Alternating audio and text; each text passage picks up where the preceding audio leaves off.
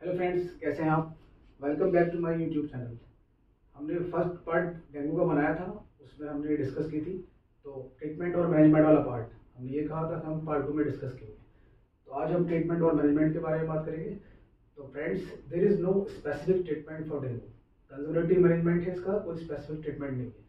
Conservative management में भी हमने पेशेंट को 3 कैटेगरी में डिवाइड किया था। पहली कैटेगरी में हमने रखा था dengue without warning sign, dengue without warning sign with comorbidity, dengue with warning sign and dengue with severe shock. तीन हिस्सों में हमने डिवाइड किया था। फर्स्ट पार्ट में जहाँ डेंगू विदाउट वार्निंग साइन है या कोई कोमोर्बिडिटी भी नहीं है, तो उनको हम होम ट्रीटमेंट दे सकते हैं, उनको घर पर ही ट्रीटमेंट दे सकते हैं। अब डेंगू विद वार्निंग साइन, इन पेशेंट को हमें एडमिट करना है, एडमिट करके ट्रीटमेंट देना है। Dengue with warning sign and dengue with severe shock, इनको हमें हॉस्पिटलाइज करना ही है और आईवी मैनेजमेंट के साथ हमें ट्रीटमेंट देना है। तो बेसिकली आज हम आईवी फ्लूइड मैनेजमेंट के बारे में बात करेंगे। तो क्या कितना हमें आईवी फ्लूइड मैनेज करना है, किन पेशेंट को देना है, कितना देना चाहिए, ये सब आज की वीडियो में हम डिस्कस करेंगे। तो फ्रेंड्स, हमें जो है फ्लूइड मैनेजमेंट की जो इंडियन नेशनल गाइडलाइन है उसके अकॉर्डिंग हम बात करेंगे। तो हम जो फ्लूइड देते हैं उसमें आइसोटोनिक क्रिस्टलाइड और कोलाइडल डेक्स्ट्रॉन। आइसोटोनिक में हम NS और RL, और कोलाइडल में डेक्स्ट्रॉन और हेमेक्सिन, ये हमें देना है। हमें कोई भी हाइपोटोनिक फ्लूइड नहीं देना है, D25 नहीं देना है, आइसोलेट P नहीं देना है। हमें किस तरह से ये देना है, इसकी इंपॉर्टेंट है। तो हमें जो क्रिस्टलाइड आइसोलेट देना है वो 6 ml पर kg पर आवर के हिसाब से देना है। 1 घंटे के लिए हम देंगे पेशेंट को। उसके बाद पेशेंट अगर स्टेबल हो जाता है, उसका हेमाटोक्रिट नहीं बढ़ता है, तो उसकी हम डोज को डाउन कर लेंगे, 4 ml पर kg पर आवर 1 घंटे तक देंगे। उसके बाद पेशेंट अगर और इम्प्रूव कर जाता है, हम हर 4 घंटे बाद हेमाटोक्रिट कराते रहेंगे। तो फिर हमें 2 ml पर kg पर आवर इस तरह से हम डाउन करते रहेंगे। पेशेंट अगर इम्प्रूव नहीं करता है और हेमाटोक्रिट उसका राइज हो रहा है, तो हमें 10 ml पर kg पर आवर के हिसाब से 1 घंटे के लिए हमें देना है। इसके बाद पेशेंट इम्प्रूव कर जाता है तो हमें उसकी जो है डोज को कम कर लेना है, 6 ml पर kg पर आवर। और अगर पेशेंट इम्प्रूव नहीं करता है तो अगेन हमें फिर 10 ml पर kg पर आवर अगेन हमें जो है 1 घंटे के लिए वो डोज देनी है। उसके हिसाब से हमें जो है इस तरह से मैनेज करना है। पेशेंट अगर हमारे पास कंपनसेटेड शॉक की फेज में आया है, यानी कि उसको जो है बीपी तो उसका डाउन ट्रेंड है लेकिन बॉर्डर लाइन पे ही है, बिल्कुल डाउन नहीं हुआ है। तो जैसे कि अगर पीसी पेशेंट का कोई पेशेंट शॉक में है और बीपी अगर बॉर्डर लाइन भी है, बिल्कुल डाउन नहीं गया है, इसका मतलब ये नहीं वो शॉक में नहीं है, वो शॉक में है। वो टैकीकार्डिया उसने आया हुआ है, उसको पेरिफेरल वैसोकंस्ट्रक्शन हो गया है, सेंस ऑफ वेल बीइंग उसको नहीं रही है। तो ऐसे में हमें ना 10 ml पर kg पर आवर के हिसाब से जो है उसको फ्लूइड स्टार्ट करना है। हेमाटोक्रिट उसका अगर नॉर्मल हो जाता है तो हमें डोज को कम कर लेना है, 8 ml पर kg पर आवर से, उसके बाद 6 ml पर kg पर आवर से, उसके बाद फिर 4 ml, और फिर मिनिमम रिक्वायर्ड जितना रिक्वायर्ड है उतना ही देना है। अब वो पेशेंट अगर इम्प्रूव नहीं करता है, उसका हेमाटोक्रिट राइज हो रहा है, तो हमें फिर उसको बोलस डोज देनी है 20 ml पर kg पर आवर से 1 आवर के लिए। पेशेंट अगर इम्प्रूव कर जाता है तो फिर ऐसे ही हम उसको टेपर डाउन करते रहेंगे, 12 ml पर kg पर आवर, फिर 10 ml, फिर 8, फिर 6, फिर 4, फिर 2। इस तरह से हमें इसको मैनेज करना है। अगर हेमाटोक्रिट किसी पेशेंट का डाउन जा रहा है और पेशेंट इम्प्रूव नहीं कर रहा है, पेशेंट का इम्प्रूव नहीं कर रहा और हेमाटोक्रिट पेशेंट का जो है वो डाउन ट्रेंड जा रहा लगातार, तो ऐसे में हमें जो है कोई ब्लीडिंग साइन वगैरह देखना है। अगर ब्लीडिंग साइन कोई पॉजिटिव है और पीसी काउंट भी बहुत डाउन है, तो यहाँ पे हमें ब्लड ट्रांसफ्यूजन की जरूरत पड़ती है। तो हम ब्याजी ट्रांसफ्यूज करेंगे और पेशेंट को हम होल ब्लड भी ट्रांसफ्यूज कर सकते हैं, लेकिन वो ब्लड जो है फ्रेश होना चाहिए।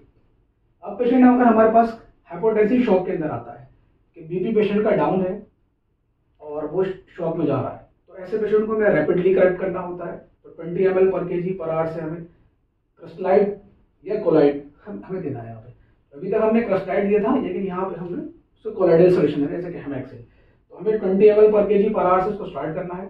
उसके बाद वो पेशेंट इम्प्रूव कर जाता है तो 10 ml पर kg पर आवर से हमें फिर उसका क्रिस्टलाइड देना है। पेशेंट इम्प्रूव कर जाता है और हेमाटोक्रिट भी ठीक है उसका, तो 6 ml पर kg पर आवर से, उसके बाद 4 ml। इंपॉर्टेंट वैल्यू है हेमाटोक्रिट की, जो हमें ध्यान देना है वो हेमाटोक्रिट पे देना है। तो हमारा जो फ्लूइड मैनेजमेंट रहेगा वो हेमाटोक्रिट की वैल्यू के अकॉर्डिंग रहेगा। और 48 से 72 आवर्स जो है उसमें हमें ज़्यादा मैनेज करना है, क्योंकि ये हमारा लीकी फेस होता है। हमारा लीकी फेस जब निकल जाएगा तो पेशेंट ऑटोमेटिकली इम्प्रूव कर जाएगा। अगर हमारे 3 बोलस भी हमने दे दिए, उसके बाद भी हेमाटोक्रिट बढ़ रहा है, पेशेंट इंप्रूव नहीं कर रहा है, तो फिर हमें और चीज़ें ध्यान देनी है, हमें आयोड्रॉप्स देखना है या और चीज़ों की तरफ ध्यान देनी है। फ्लूइड मैनेजमेंट और कैसे करना है इतना भी हमने बोलस दे दिया। तो कुछ यूनिट्स में तो 2D इको होता है, तो वहाँ पे वो IVC देख लेते हैं, IVC अगर कोलैप्स कर गई है तो उसके अकॉर्डिंग वो फ्लूइड दे देते हैं, और IVC अगर फुल नहीं है तो फिर बोनस वगैरह नहीं देते। लेकिन अगर ये 2D इको भी अवेलेबल नहीं है तो हम रेस्पिरेटरी रेट से भी देख सकते हैं। अगर रेस्पिरेटरी रेट ज़्यादा बढ़ रहा है तो वहाँ भी हमें जो है फ्लूइड जो है स्टॉप कर देना है। फ्लूइड देने में जो है हमें बहुत जो है एहतियात बरतनी है। और हमें क्या देखना है कि कार्डियक डिसफंक्शन तो कोई नहीं हो रहा है, तो उसमें आइनोट्रोप्स या आइनोडाइलेटर वगैरह जो है हमें देना है। फ्लूइड के साथ साथ हमें यूरिन आउटपुट पे ध्यान देना है। तो जितना हम फ्लूइड दे रहे हैं उतना यूरिन आउटपुट नहीं आएगा, क्योंकि फ्लूइड जो हम दे रहे हैं वो लीक हो रहा है, बॉडी के अंदर एक्यूमुलेट हो रहा है। तो रीनल परफ्यूजन हमें मेंटेन करना है, तो एटलीस्ट 0.5 ml पर kg पर आवर जो है हमारा टारगेट होना चाहिए। कम से कम इतना हमें आउटपुट जो देखना है, उससे ज़्यादा बहुत ज़्यादा देखने की ज़रूरत नहीं है। तो 48 आवर जो है हमारे मैनेजमेंट के फेज हैं, तो हमें रिपीट करना है और हमें जो है रैपिडली जो है जो टैपर करना है। अगर हम टैपर नहीं करेंगे तो क्या होगा, फ्लूइड जो है एसाइटिस हो सकता है, उससे हमें डायफ्रागम मसल जो है हमारी हैम्पर कर सकती है, रेस्पिरेटरी डिस्ट्रेस हो सकता है, पेशेंट टैकिंगा करके प्रेजेंट करेगा, तो फ्लूइड कहीं ना कहीं कैविटी के अंदर जाके जमा होगा। तो ऐसे में हम बाईपैप सपोर्ट पे पेशेंट को ले सकते हैं, बाईपैप से पीप राइज होगी, फ्लूइड ज़्यादा जो है लंग्स के अंदर एक्यूमुलेट नहीं होगा, फ्लूइड ज़्यादा लंग्स के अंदर नहीं जाएगा। लेकिन बाईपैप जो है हमें बहुत कॉशियसली हमें जो है बाईपैप का इस्तेमाल करना है। अगर कहीं भी कोई ब्लीडिंग टेंडेंसी है, ऐसे में हमने बाईपैप भी दिया हुआ है और सडनली हम बाईपैप को हटाते हैं तो फौरन से पीप कम होगी, तो ब्लीडिंग टेंडेंसी ऐसे में हो सकती है। तो हमें बाईपैप का इस्तेमाल बड़ा कॉशियसली करना है। तो ऐसे में हम हाई फ्लो नेजल कैनुला दे सकते हैं, वहाँ हमारे कोई रिस्क के चांस नहीं है। अब रिकवरी फेज में जो सबसे बड़ी दिक्कत, अगर पेशेंट रिकवर भी कर गया है तो वहाँ क्या सबसे बड़ी दिक्कत वो है फ्लूइड ओवरलोड की। तो हमें सबसे ज़्यादा ध्यान जो है ये देना है कि हमारा जो है फ्लूइड ओवरलोड नहीं होना चाहिए। इसके साथ साथ जो ऑर्गन फेलियर है, तो अगर लीवर हमारा ड्रेन कर रहा है तो लीवर रिप्लेसमेंट थेरेपी, हमारा जो है किडनी अगर डैमेज हो रही है तो किडनी की रीनल रिप्लेसमेंट हमें थेरेपी देनी है। कई बार हमें जो है डायलिसिस की जरूरत पड़ जाती है। तो हमें अगर लंग्स में बहुत इफ्यूजन है तो यहाँ पे हमें प्लूरल टैपिंग नहीं करनी है, क्योंकि प्लूरल टैपिंग करेंगे फिर उतना फ्लूइड एक्यूमुलेट हो जाएगा, तो प्लूरल टैपिंग का कोई इसमें सच रोल नहीं है। तो इन सब चीज़ों को हम मैनेज करेंगे, तो इस तरह से अगर हम इसको मैनेज करके चलेंगे तो हम जो है पेशेंट को फ्लूइड ओवरलोड में नहीं डालेंगे। तो नेट शेल के अंदर यही है कि हमें जो है हेमाटोक्रिट पे ध्यान देना है और कहीं फ्लूइड ओवरलोड ना हो इसके ऊपर ध्यान देना है।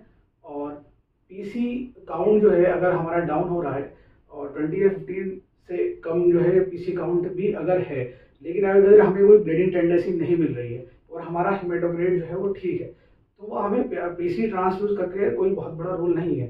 तो वहाँ पे हमें जो है पीसी जो है ट्रांसफ्यूज नहीं करनी है। और अगर कोई टेंडेंसी हमें मिल रही है, ब्लीडिंग टेंडेंसी प्रेजेंट है और पीसी बहुत ज़्यादा डाउन भी नहीं है, तो वहाँ भी हमें जो है पीसी देना है या हमें जो है ब्लड ट्रांसफ्यूज करना है वो, लेकिन वो ब्लड जो है हमारा फ्रेश होना चाहिए। Friends, every person is learner from home to town. तो आपको मेरी वीडियो पसंद आई हो तो बहुत ज़्यादा लाइक कीजिए, इसको शेयर कीजिए। Thank you very much once again.